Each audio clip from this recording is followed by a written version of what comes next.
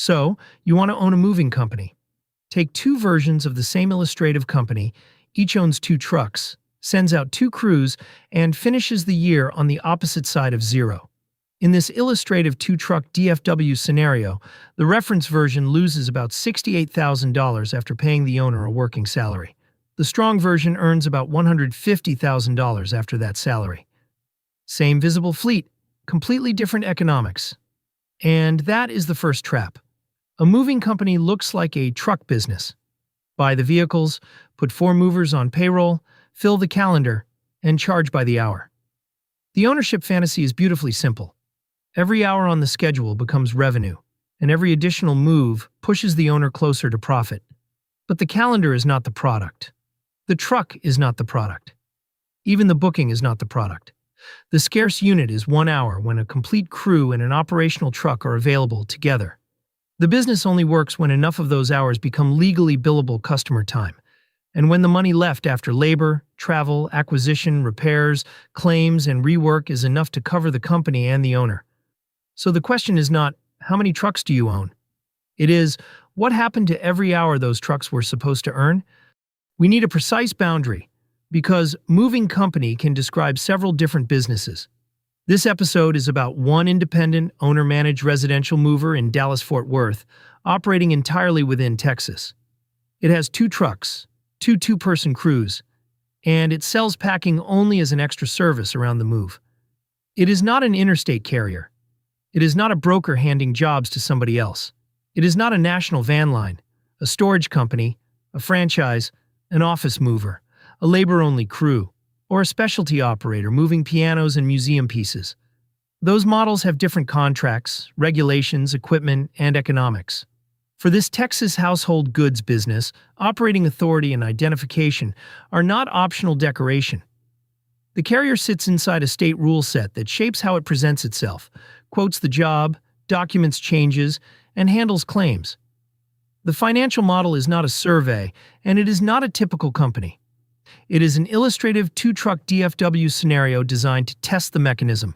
Reference means one set of model inputs. It does not mean average. With that boundary fixed, we can define the inventory this company is really selling. And unlike furniture pads or cardboard boxes, this inventory expires every night. Start with 8 planned hours for one truck. That sounds like 8 hours of capacity, but planned time is only a promise on a schedule. An available staffed crew truck hour begins when the complete planned crew is clocked in and ready and the assigned truck is operational. It continues through preparation, travel, job time, the return trip, and cleanup until that crew truck combination is released.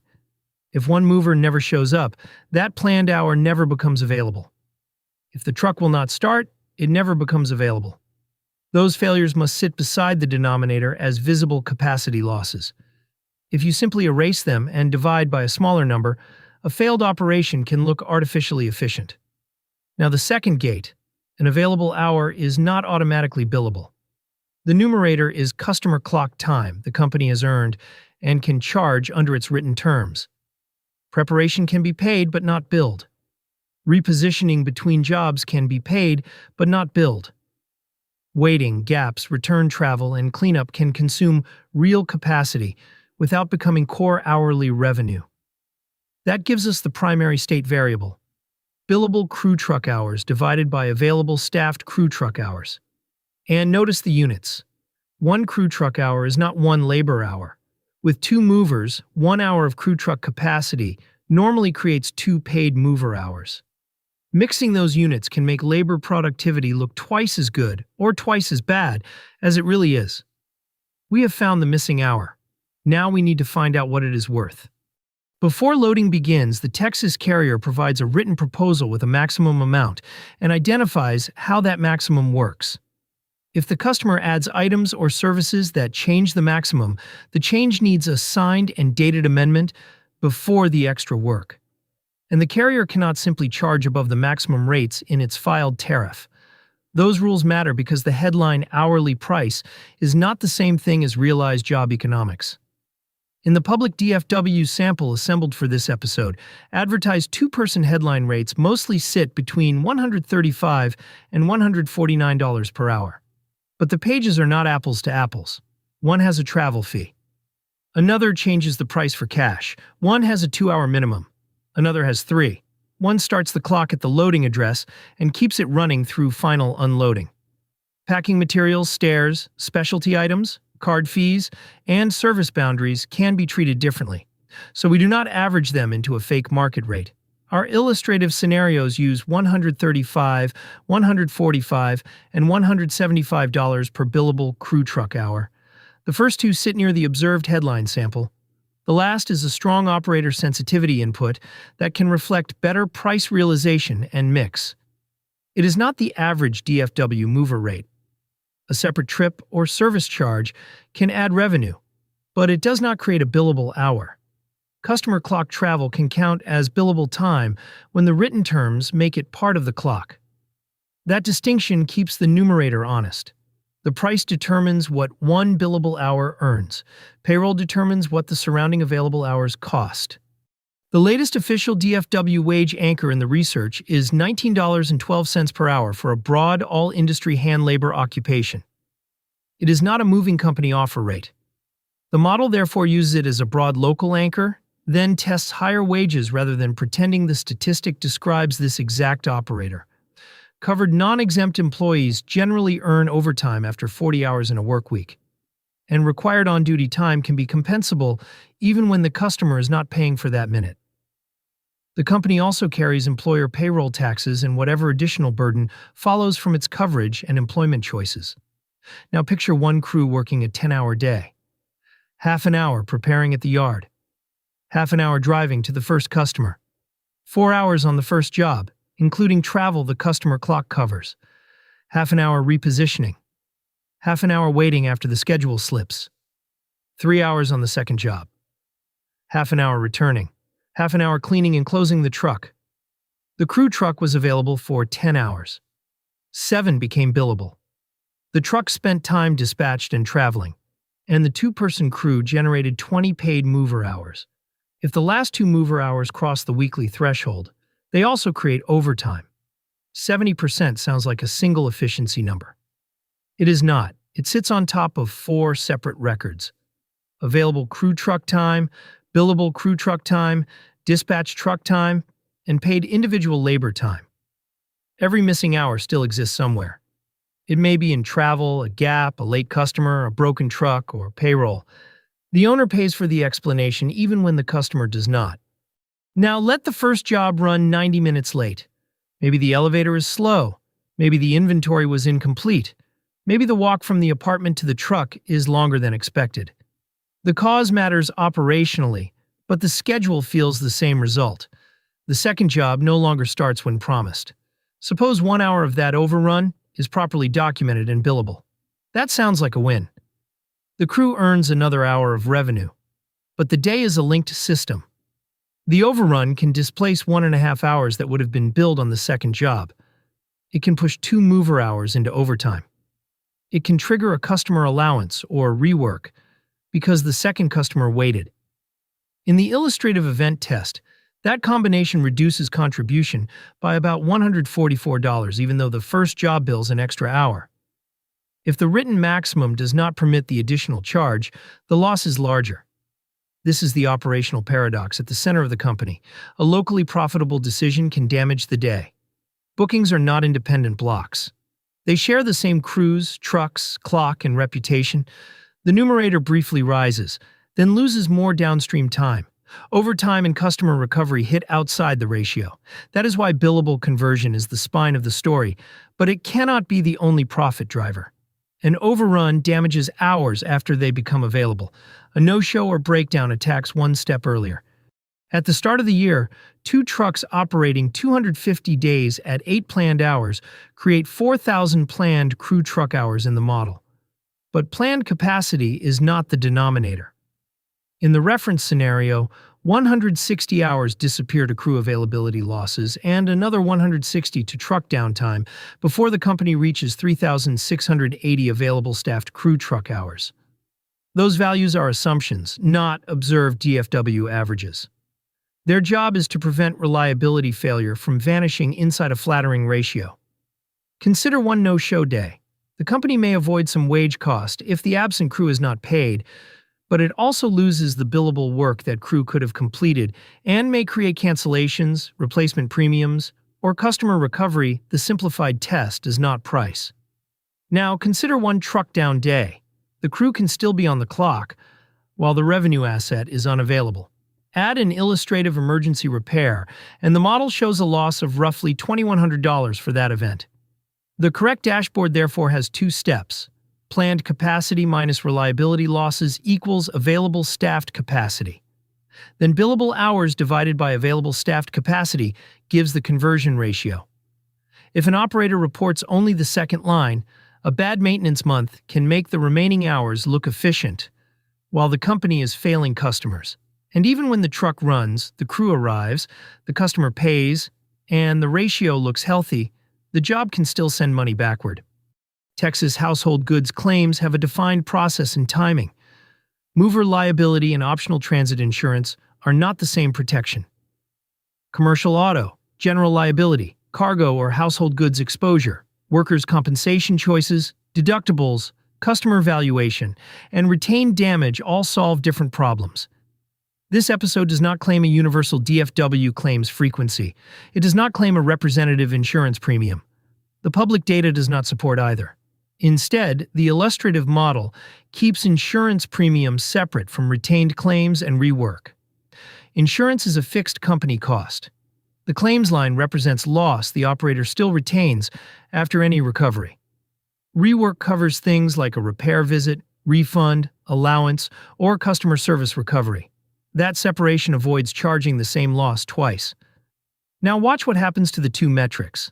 A completed job can leave the billable ratio unchanged. The crew worked, the truck worked, and the customer clock ran. But a $10,000 retained damage claim removes $10,000 from contribution, operating profit, and cash. So utilization is necessary, not sufficient. The secondary metric, claim-adjusted contribution per available staffed crew truck hour, asks whether the hours created enough value after the operational leakage came home. We now have every part of the machine. Put them together, and two identical fleets stop looking identical. Return to the illustrative reference scenario. Two trucks, two two-person crews, 3,680 available staffed crew truck hours. 64% becomes billable at $145 per hour. After travel and packing assumptions, annual revenue is about $389,000. But revenue is not profit. Paid labor, fuel, maintenance, supplies, customer acquisition, payment fees, refunds, rework, and retained claims reduce that revenue to about $100,000 of claim-adjusted contribution. Then insurance, depreciation, interest, compliance, yard, software, other overhead, and a $72,000 owner working salary take the result to an operating loss of about $68,000. That is the reference scenario, not the average moving company. Now change the system. In the strong scenario, availability losses are lower. 78% of available staffed hours becomes billable. Realized rate is $175. Acquisition consumes a smaller share. Over time, claims, rework, maintenance, and other leakage improve. Packing contributes a little more. Owner salary rises to $84,000. The result is about $150,000 of operating profit after owner salary. Utilization did not create that entire difference. Neither did price. The scenarios change several inputs at once: billable conversion, realized rate, customer acquisition, claims and rework, payroll and overtime leakage, truck discipline, and owner economics. The fleet did not become more visible. The operating system became more effective. The reference scenario raises an obvious question. How far is it from zero? There are two useful answers, and they are separate experiments. First, hold every other reference input constant, including the $145 rate, and change only the billable ratio. Operating profit after owner salary reaches zero at about 77.77%. Then reset the model. Hold the 64% billable ratio constant and change only realized hourly rate. Operating profit reaches zero at about $174.86 per billable crew truck hour. The operator does not need to achieve both numbers simultaneously. They are two one variable at a time paths to the same zero profit line. In reality, an operator might improve several smaller variables together, or make one better while another gets worse. The common economic requirement is about $45.65 of claim-adjusted contribution per available staffed crew truck hour. The reference scenario produces about $27.10. That gap is the clearest version of the missing hour. It is not enough to make the denominator available. It is not enough to fill the numerator. Each available hour has to carry enough adjusted contribution to support fixed cost and pay the owner for operating work. And paying the owner for work is not the same as giving the owner profit. Small business economics becomes misleading when every dollar reaching the owner is called profit. In this model, the owner is not free labor. The owner operating salary is deducted before operating profit. That salary compensates the owner for managing crews, quoting jobs, handling customers, solving breakdowns, and keeping the schedule alive. Operating profit is what remains after variable costs, fixed costs, and that working salary. Cash is another bridge. Depreciation reduces accounting profit, but is not a current cash payment, so the model adds it back. Debt principal uses cash but is not an operating expense, so the model subtracts it afterward. Working capital, growth spending, income tax, and owner distributions remain outside this simplified annual bridge. That is why the reference scenario can show an operating loss of about $68,000 and a cash deficit of about $64,000. And it is why the strong scenario can show about $150,000 in operating profit and about $152,000 in cash before owner distributions. Those are not promises. They are reconciled outputs from an illustrative two-truck DFW scenario. Revenue tells you what customers paid. Contribution tells you what the work created. Salary pays for the owner's job. Profit rewards the business. Cash tells you what survived the accounting and financing bridge. Now, return to the two trucks from the beginning. They matter. Without maintained equipment, there is no service, but the trucks are only one gate in a larger machine. The owner starts with planned capacity. Crew reliability and truck reliability determine how much becomes available. Quote, discipline, travel, scheduling, and job execution determine how much available time becomes billable. Labor, acquisition, payment cost, claims, and rework determine how much billable time becomes claim-adjusted contribution. Fixed costs and owner salary determine whether that contribution becomes operating profit. Financing determines how much profit becomes cash. That is where every missing hour went. So what do you own when you own a moving company? Not primarily two trucks, not a stack of bookings, not even an hourly rate. You own a promise that 4 people, 2 machines, a legal quote, and a customer schedule will meet at the same time. And you own the system that keeps that promise from dissolving into deadhead over time, damage, and delay. The visible assets carry furniture. The real asset converts reliable crew truck capacity into contribution. That is the economics of owning a moving company.